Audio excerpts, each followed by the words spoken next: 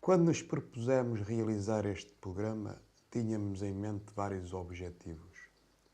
Desses objetivos, sem dúvida, o principal é tentar demonstrar que colecionar não é um mero passatempo, mas sim uma atividade de largo alcance cultural.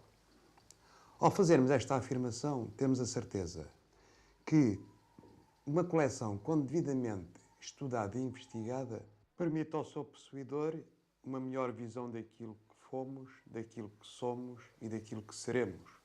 Pois os ensinamentos obtidos são suficientemente capazes de nos trazerem novos e aliciantes conhecimentos. Ao longo dos 13 programas desta série, iremos apresentar alguns colecionadores de vários temas de coleção, que confirmarão que o objetivo principal que pretendemos alcançar é possível e que as coleções muito nos têm para nos dar. Se no final os resultados conseguidos forem positivos, poderemos dizer que valeu a pena fazermos este trabalho. Muito boa tarde. Boa tarde. Desculpa a pergunta. Coleciona alguma coisa? Não, eu atualmente, por acaso, não coleciono nada. No entanto, penso que o colecionismo é importante. Quer dizer, não coleciono nada no sentido de ser um colecionador profissional. Penso que... Mas junta peças, por Sim, menos? vamos lá ver. Quando se compram 3 ou 4 coisas, nós juntamos lá em casa aquelas pelas quais temos uma relação afetiva maior e guardamos. Talvez seja o princípio do colecionismo. Agora, como um colecionador profissional, realmente não tenho essa técnica, nem tenho esse vício, passa a expressão, não é? Mas tem com certeza uma opinião formada sobre o colecionador. Sobre o colecionador em si, talvez não tenha uma opinião formada. Penso que isso é um daqueles tipos de pessoas, como há muitas. Sobre o colecionismo propriamente dito, talvez tenha. Penso que o colecionismo pode ser usado como um princípio didático até a nível das escolas. Porque, por exemplo, para os miúdos, e mesmo para os adultos, pode ser uma forma de incentivo à pesquisa, à técnica de registro, sei lá, portanto, toda uma possibilidade de incentivar as pessoas à preservação de determinados valores, à descoberta de novas coisas. Portanto, penso que realmente pode ter até um fim pedagógico. Como era isso precisamente que eu ia dizer, com uma incidência muito grande no aspecto cultural, artístico e até recreativo. Precisamente, quando as pessoas saem aí ao fim de semana e vão àquela cidade ou àquela vila ou àquele sítio, normalmente querem manter uma recordação e compram o postal, compram o artesanato, compram qualquer coisa que realmente poderá servir como uma forma de preservação, se quisermos. Uma pergunta. Coleciona alguma coisa? Sim, coleciono calendários de bolso, de antes colecionava selos, sim, mais ou menos isso. E porquê é que interrompeu a coleção dos selos? Às vezes não me disponho a isso, tempo, agora faço outras coisas, não me preocupo tanto com isso como de antes. E é mais fácil colecionar os calendários de bolso? Agora? Sim. Talvez agora há maior coleção assim disponível, mas talvez menos interessante, porque eu acho que a minha coleção tem interesse quando é rara e então a pessoa tenta procurar coisas que não existem. Agora, como há muitos calendários, acho que perde o interesse. Já perde o interesse. Mas os selos era talvez até sob o aspecto cultural, teria talvez mais interesse. Sim, talvez. Alguns, especialmente os mais antigos, que têm gravuras, sei lá, de paisagens antigas, de reis, pessoas importantes, acho que talvez sejam mais giros. Adivinho que está com uma ideia de voltar à coleção dos selos. Talvez, acho que de vez em quando se deve voltar às coisas que se fazia. Exato. Continue. Coleciona alguma coisa? Não, não coleciono. E porquê? Nunca se proporcionou, nunca... Não sei, nunca houve essa oportunidade, nem houve nada talvez me motivasse. Nem nunca juntou peças, qualquer peça, com a intenção de mais tarde fazer uma coleção? Não. Nem em miúdo? Miúdo, sim, era o modelismo, talvez assim um hobby próprio da idade, e foi uma coisa até bastante útil, talvez, como passatempo. E hoje não há tempo para um passatempo desse género? Tenho outros passatempos, a um outro nível será o trabalho, talvez. E qual é a sua opinião sobre os colecionadores? Acho que é giro, acho que é oportuno, tem interesse sobre muitos aspectos. Descongestiona, talvez, depois de um dia de trabalho, sobretudo, essencialmente isso. Coleciona alguma coisa?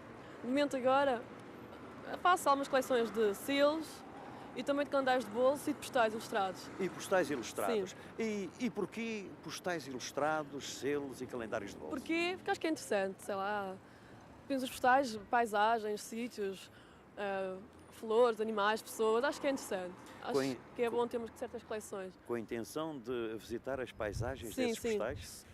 Também, e mesmo talvez certos sítios que nós não podemos visitar, assim, talvez é uma maneira de podermos conhecer os sítios, embora seja através de papel, não é? É estudante. Sou. No aspecto cultural, como vê essas suas coleções? Acho que no aspecto cultural eu acho que é importante, mesmo para pessoas que não estudam, acho que é importante. Falou-nos há pouco que os miúdos mostram um certo interesse em apresentar objetos, em mostrar postais, coisas das viagens. Acha que isso tem efetivamente interesse no aspecto cultural e até organizativo dos garotos? Sim, como acabei de dizer, tem interesse realmente. Agora há uma coisa, penso na maioria das vezes o colecionador tem a tendência para se fechar. E então, a nível dos miúdos, ainda muito mais, porque eles gostam de ficar com as coisas que são dele.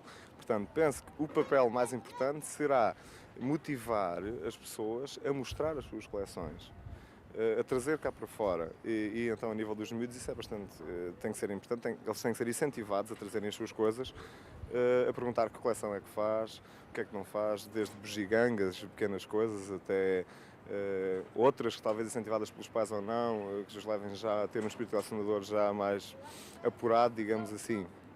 E realmente, como diz, penso que é uma forma importante de motivação. É bastante motivador o colecionismo. Estamos no Terreiro do Passo, onde todas as semanas se realiza uma feira especialmente destinada aos colecionadores. São muitos os que aqui vêm tentar adquirir a peça que lhes falta na sua coleção. São muitos os que aqui vêm tentar trocar algumas peças e outros vender, porque não, vender as peças de que ou têm a mais, ou porque se aborreceram, ou porque pensam que efetivamente faz falta a outro colecionador. É um mundo o que aqui se encontra debaixo destas arcadas da Praça do Comércio. É um autêntico comércio aquilo a que aqui assistimos. Mas tem interesse, tem muita graça, tem muita vida e encontram-se peças dos mais variados, dos mais dispares escalões. São realmente coisas maravilhosas que naturalmente vamos dar aos nossos espectadores algumas dessas imagens e trocar impressões com alguns dos vendedores que aqui se encontram. Tem interesse e talvez seja um mercado que o senhor espectador, se é colecionador ou pretende vir a ser colecionador, é um mercado que com certeza vai passar a frequentar.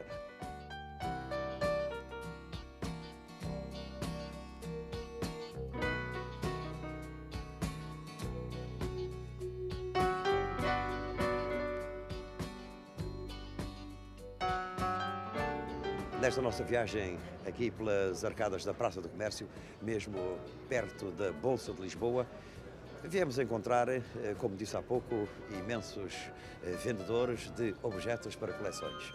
Vamos trocar impressões com este senhor. O nome, por favor? Augusto Fernandes. Senhor Augusto Fernandes, desculpe, qual é a profissão? Bancário. Bancário. Porquê uma banca aqui? Olha, para vender os excessos das minhas coleções. Vender ou trocar. Normalmente nós para as coleções compramos peças diversas, vêm algumas que depois não são as que mais nos convêm, pois são essas que nós aqui tentamos trocar ou vender em benefício de novas peças. Sr. Fernandes, e quais são as peças que os colecionadores mais procuram aqui? Normalmente a moeda, o selo antigo, os inteiros postais e a cartofilia. Agora tem muito interesse a cartofilia, ou seja, o postal antigo. O vulgar bilhete postal ilustrado, que tecnicamente é conhecido pela cartofilia. Portanto, justifica-se a pergunta. E o Sr. Fernandes tem uma coleção especificamente de selos e moedas. Selos? E selos especificamente dedicado ao tema Ceres. Selos e todas as peças que se relacionem com a filatelia da época dos Ceres, ou seja, de 1912 a 31.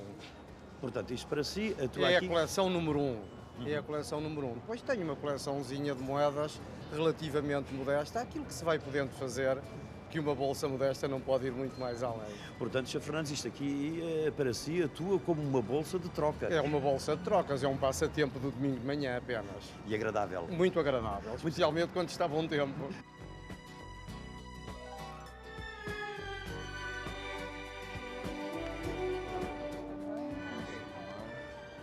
Desculpe, dá-me licença que interrompa. Faz favor. É uma troca de calendários ou uma compra? É uma troca de calendários. É colecionador. Só. Porquê calendários? Por devido à variedade dos temas que nos permite diversificar a coleção e portanto, ordená-la devidamente consoante os temas que a gente pretende fazer. Coleciona há muito tempo. Sim, há cerca de 5 anos. Vem aqui a esta bolsa de trocas? Venho todos os domingos de manhã. Quer dizer, é cliente assíduo. Sou. E encontra aqui aquilo que deseja para as suas coleções? Sim. Normalmente há sempre qualquer coisa porque é uma coleção que nunca para, portanto há sempre um desconhecido que nos aparece todos os domingos. Gostaria que me dissesse como encara o colecionismo, sobretudo neste caso específico dos calendários, no aspecto cultural.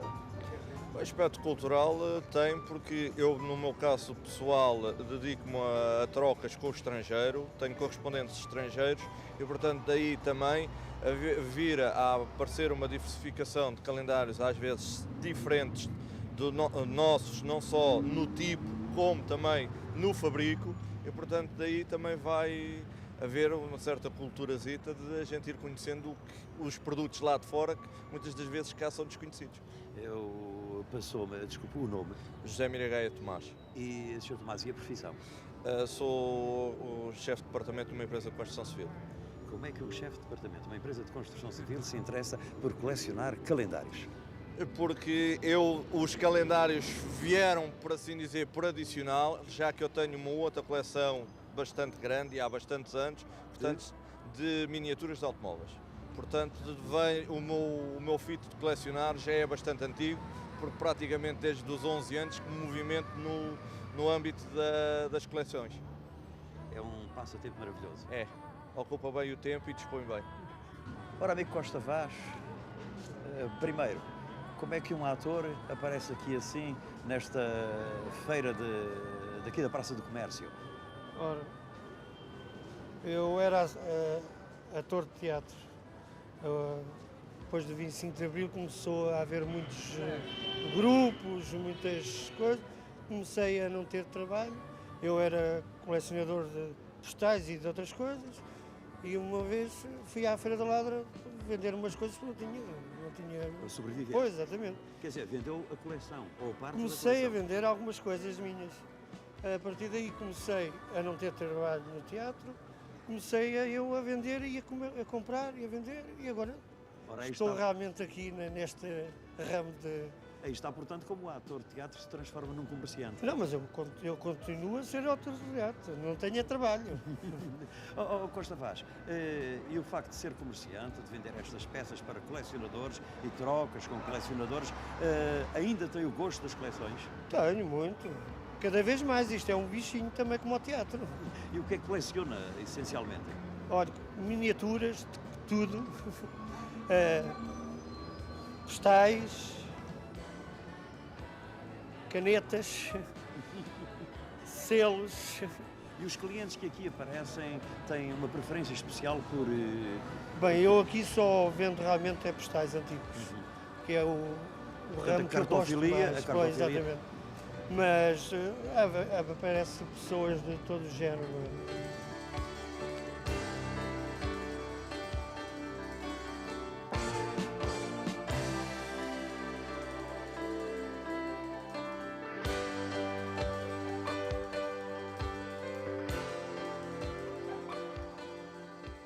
Minha senhora, muito interessada em cartofilia. Sim, bastante. Em cartofilia, inteiros postais, máximos e moedas. Costuma vir aqui a esta Feira do Torreio do Paço? Bem, venho de longe em longe, porque eu não sou de cá, sou de Porto. Do Porto? Sim, e vem do sim. Porto a Lisboa? Sim, venho. Mas temos conhecimento de que no Porto também há feiras deste género. Bem, não é bem igual. É mais uma só que existe ao domingo, mas é mais sobre moeda. Aqui em Lisboa o campo é mais alargado, além disso eu prefiro trabalhar com os senhores de Lisboa. Portanto, considera que esta feira é mais rica para os colecionadores? Sim, sim. Esta feira é mais rica para os colecionadores. No Porto não existe tanta variedade. Quando começou essa febre do colecionismo? Já há muitos anos, desde criança. Principalmente com postais de Vila Real. Tenho uma das melhores coleções de postais de Vila Real conhecida. Deduzo, portanto, que é especialista em cartofilia. Bem, especialista não digo, mas gosto muito de postal e tenho muitos postais de Vila Real. Neste momento há volta de 1000 e tal diferentes. De Vila Real? Só Vila Real. Portanto, é uma viagem enorme por Vila Real e com postais de que épocas? Desde os anos 1890, o último carimbo que eu tenho mais antigo é 1890, mas creio que tenho alguns anteriores. E agora gostaríamos que nos dissesse sobre o aspecto cultural, como é que encara o colecionismo e, sobretudo, neste caso específico, a cartofilia? Eu acho muito enriquecedora, principalmente porque vão-se buscar coisas que meus avós, por exemplo, meus pais já não conheceram. Quer dizer, monumentos que houve, trajes, eu falo especialmente de Vila Real, de coisas que eu tenho que perguntar a pessoas que hoje já não conhecem também, que meus pais, meus avós já não conheceram. Monumentos, paisagens, está sim, tudo? Sim, eu tenho, por exemplo, posso dizer que tenho um postal de Vila Real quando ainda não existia a ponte. E depois tenho o mesmo postal com a ponte. Esse postal posso dizer que me custou 5.000 escudos. E há mais pessoas na família interessadas em coleções? Só meu marido. Sou eu e o meu marido. O meu marido coleciona moedas, inteiros postais, máximos e tem a coleção de Portugal clássica toda. Várias vezes temos dito que é extraordinariamente agradável colecionar seja o que for, mas miniaturas requer, além do gosto pelas coleções, uma paciência verdadeiramente extraordinária. O Sr. Manuel Filipe Tadeu coleciona miniaturas de automóveis. Sr. Manuel Filipe Tadeu, como começou o gosto pelas coleções de miniaturas de automóveis? Eu suponho que, como começa normalmente o gosto por colecionar qualquer coisa, os miúdos, como sabe, quando passam por uma loja onde estão expostos os brinquedos, sentem uma atração irresistível por eles.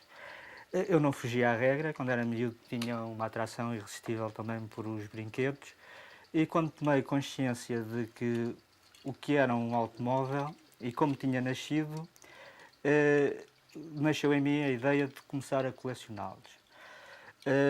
Inicialmente é evidente que tinha certas dificuldades em o fazer, porque não havia dinheiro que chegasse para aquilo, para os meus desejos, e os meus pais, sabiamente, procuraram incutir-me sempre o gosto pela temperança e por estas coisas.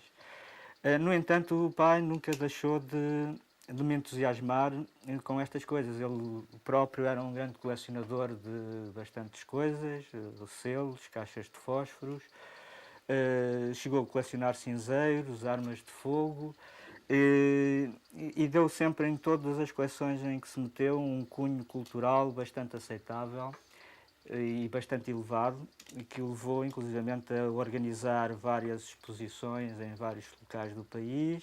Inclusivamente foi entrevistado para a televisão aqui há uns anos a propósito da sua coleção de caixas de fósforos, que chegou a ser uma das melhores do país, como aliás a Dex Libris. Fechado no meu âmbito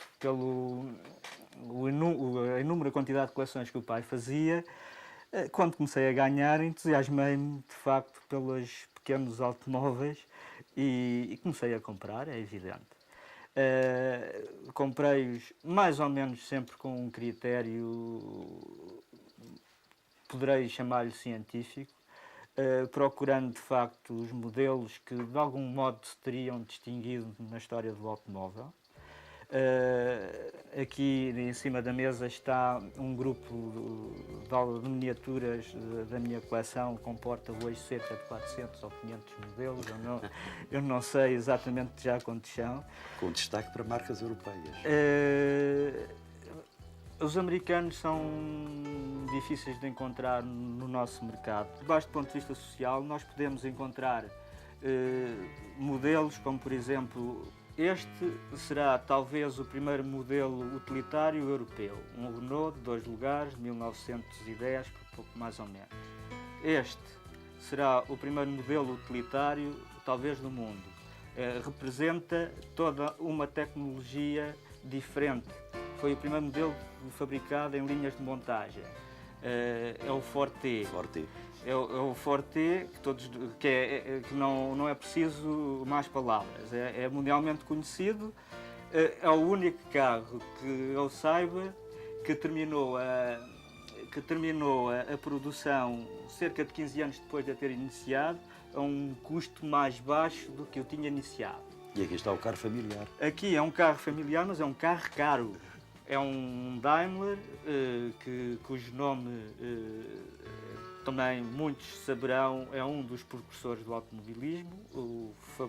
Construiu e ajudou o criador do automóvel, ou aquele que se admite como sendo o criador do automóvel, Benz, depois a constituir a Daimler, que mais tarde se viria a associar com a Benz para fazer a Mercedes. Já havia uma certa imaginação dos construtores neste tempo para tirar as capotas. Este é um Bentley que dominou todas as corridas nos anos 20. É um Bentley, um carro terrível, absolutamente imbatível. Chegou ao ponto de datas, sim, de repente falham, mas eu poderei dizer que por volta de 1926, entre 24 e 26, um carro maior que este, é evidente, classificou os primeiro, segundo e terceiro em Le Mans. Era absolutamente espetacular, mas só mais tarde os Porsche é que vieram a fazer. Um veículo já de características comerciais. Este é um carro que eu considero talvez dos mais bonitos da minha coleção. Não será o protótipo do Silver Ghost mais característico, mas para mim o modelo é dos mais bonitos. E o Silver Ghost da Rolls-Royce também dispensa qualquer apresentação. Há histórias que se contam acerca do Rolls-Royce, de que inclusivamente a sua apregoada infalibilidade mecânica se devia ao facto da Rolls-Royce não autorizar ninguém a mexer nele, a não ser os próprios mecânicos. Daí o preço que atingiam e também a incrível organização que levava qualquer reclamação a ser assistida in loco por um mecânico da Rolls-Royce. Portanto, o Sr. Manuel Filipe Tadeu, deduzimos que não é só ter uma coleção de miniaturas, não é só falar de automóveis. Teve com certeza o seu aspecto cultural que envolve tudo isto, o conhecimento das miniaturas, dos fabricantes, do ano da sua construção. Exatamente. A princípio... Documentou-se numa palavra. Exato. Em princípio, é evidente, a miniatura atrai-me porque considero que neste momento já adquiri um determinado conhecimento da história do automóvel. Eu procuro modelos normalmente que digam respeito a essa história e através, é evidente, isso leva-me a entusiasmar-me por outros aspectos, não só o aspecto do desenvolvimento mecânico, mas também, inclusivamente, o artístico, porque sobre automóveis, por exemplo, Gordon Crosby, um desenhador inglês, faz coisas absolutamente extraordinárias. Portanto, há uma arte também que nasce com os monstros mecânicos. Por outro lado, nos anos 30, a Art Nouveau chegou aos automóveis também e influenciou. Não podemos esquecer a forma da ferradura do radiador do Bugatti, ou inclusivamente as estatuetas que o próprio Bugatti fazia nas horas vagas.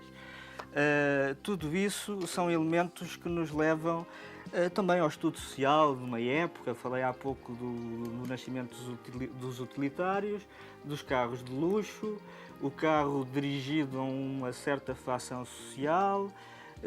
Tudo isso vai ter influência novamente na arte. Os carros de competição? E até aos próprios carros de competição, dos quais... São os laboratórios rolantes. Exato, são os laboratórios rolantes dos quais vão sair tantas vezes os aperfeiçoamentos técnicos que nos permitem ter uma certa segurança nas estradas. Este é um caso típico, uma tentativa talvez falhada, não foi retomada ainda o 6 rodas, mas, por exemplo, o caso das 4 rodas motrizes, que tantas vezes vimos nos ralis em Portugal. Está na moda. Está na moda ainda. Há quem já se fala em substituir novamente por 2 rodas motrizes só, mas de qualquer forma Nos carros de trabalho, as 4 rodas motrizes são essenciais em alguns aspectos. Não posso esquecer de uma viatura militar excepcional, que foi o Jeep, que todos nós conhecemos no nosso tempo de miúdos. E o desenvolvimento, inclusivamente, debaixo do ponto de vista de uma coisa horrível que foi a guerra, os desenvolvimentos que a própria guerra trouxe aos automóveis.